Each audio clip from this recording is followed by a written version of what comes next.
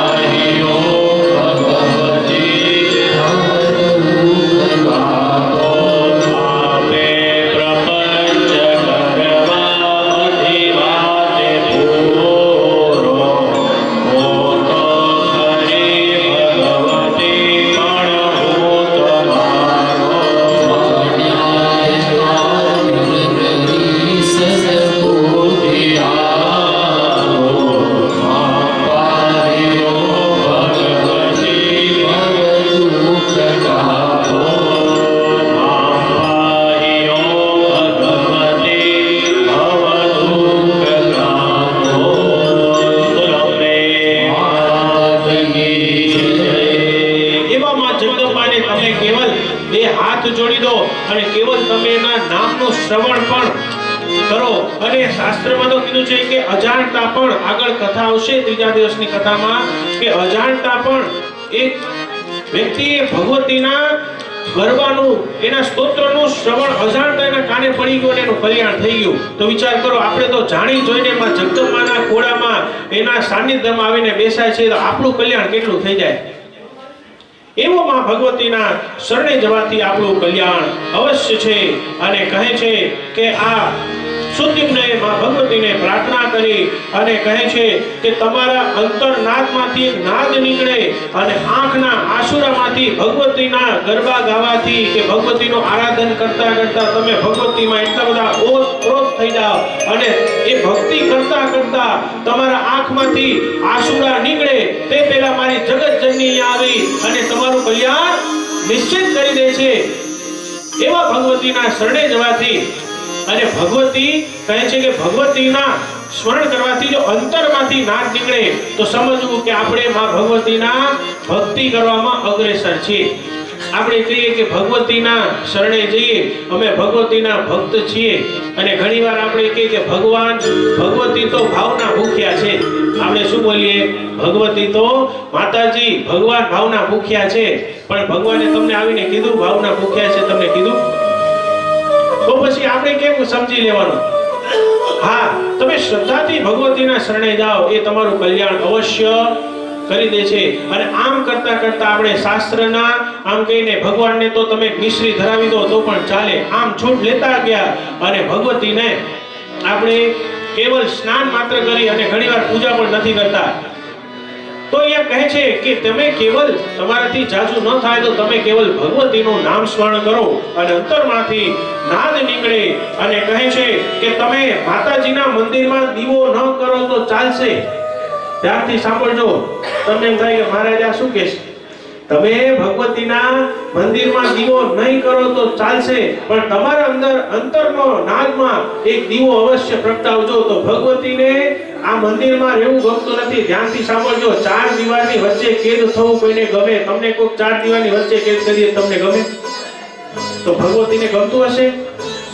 તો ભગવતીને મંદિરમાં રહે છે એ તો આપણે આરાધન કરીએ છીએ, મંદિરમાં ભગવતી વિરાજમાન થાય, એક માહોલ બને. પણ ભગવતીને મંદિર કરતા તમારા હૃદયની અંદર રહેવું વધારે ગમે છે. કારણ કે હૃદયમાં તમારું કઈ ચાલે નહીં. તમારું હૃદય તમારા કયા મુજબ ચાલે? તો એ ભગવતીને કહે છે કે મનની અંદર નહીં, ભગવાનને મનની અંદર નહીં, હૃદયમાં રાખો. કારણ કે હૃદયની અંદર ભગવતીનું ચાલે અને પ્રાણ હંમેશા હૃદયમાં જ રહે છે. એવામાં ભગવતી અંતરનાદ નીકળે એ પહેલા ભગવતી તમારું કાર્ય પૂરું કરી દે છે અને સુદ્યુમ્નનું હિત કરવા માટે માં ભગવતી પ્રસન્ન થઈ અને સુદ્યુમ્નના ઘરે ભક્તિભાવપૂર્વક મારું પૂજન કરો અને એવા શ્રીમદ દેવી ભાગવત મહાપુરાણ જ્ઞાન યજ્ઞનું તમે આયોજન કરો અને સુદ્યુમ્નએ 5 વખત માં ભગવતીની આરાધના કરી છે, ગરબા કીર્તનાદી ભાવ પૂજન કર્યા છે અને છેલ્લે દિવસે વિધિવત યજ્ઞ કર્યો છે. એટલે આ જે પરંપરા છે એ વશિષ્ઠજીએ કે ભગવતીની કથા સાંભળવી અને છેલ્લા દિવસે યજ્ઞ કરવો જેને કહેવાય છે નવારનો યજ્ઞ. અને આપણે 13 તારીખે પોષી પૂનમ છે, સવારના સમયે આપણે યજ્ઞ રાખ્યો છે. સવારે 8:30 થી 12:30 આપણે યજ્ઞ રાખ્યો છે અને યજ્ઞ કરવાથી જ અંબિકા યજ્ઞ, એને તમે અંબિકા યજ્ઞ કહી શકો, નવારનો યજ્ઞ કહી શકો. નવચંડી યજ્ઞ આપણે પાટોત્સવમાં કરીએ છીએ, પણ આ નવારનો યજ્ઞ કહી શકો, અંબિકા યજ્ઞ પણ કહી શકો અથવા નારાયણી યજ્ઞ કહી શકો. તમને જે મનમાં ભગવતીના જે પણ નામ દ્વારા તમે ભગવતીનું તમે પૂજન કરો છો, મૂળ તત્વ આપણે કહીએ કે હાથ એક છે, આંગળીઓ 5 છે, નાની મોટી હોય પણ મૂળ તો એક ને. તમે આમ ભેગું કરી દો તો મુઠ્ઠી બની જાય ને. એટલા માટે કહ્યું છે કે તમે જે ભગવતીના નામ દ્વારા કોઈ કહે કે અમારા કુળદેવી આ, કોઈ કે અમારા કુળદેવી આ, પણ તમે મૂળ તત્વ તો એક જ છે, જગતજનની. જગતજનનીના શરણે જવાથી અલગ જગ્યાએ કોઈ જગ્યાએ અંબા કે, કોઈ જગ્યાએ વૈષ્ણવી કે, કોઈ જગ્યાએ બિંદુક્ષણી કે, કોઈ જગ્યાએ કામાખ્યા કે, કોઈ જગ્યાએ કામાક્ષી કહે, પણ મૂળ તત્વ તો એક જ છે. એવા ભગવતીના શરણે જવાથી વિધિવત પૂર્વક કરાથી આ સુદ્યુમ્નએ ગુરુદેવનું પૂજન કર્યું, ભગવતીનો યજ્ઞ કર્યો અને કહ્યું છે કે આશીર્વાદ લીધા છે. અને અહીંયા આ શાસ્ત્રમાં કહ્યું છે કે ભગવતીનું આરાધન કરો. નવરાત્રીમાં આપણે ભગવતીને નિવેદ જમાડીએ અને એ પછી શું કરીએ, આપણે કુમારિકા પૂજન કરીએ. ભગવતીનો યજ્ઞ થાય ત્યાં 4 વસ્તુ તો અવશ્ય થવી જોઈએ. એક ભગવતીનો આ 4 વાત નોંધી લેવા જેવી છે.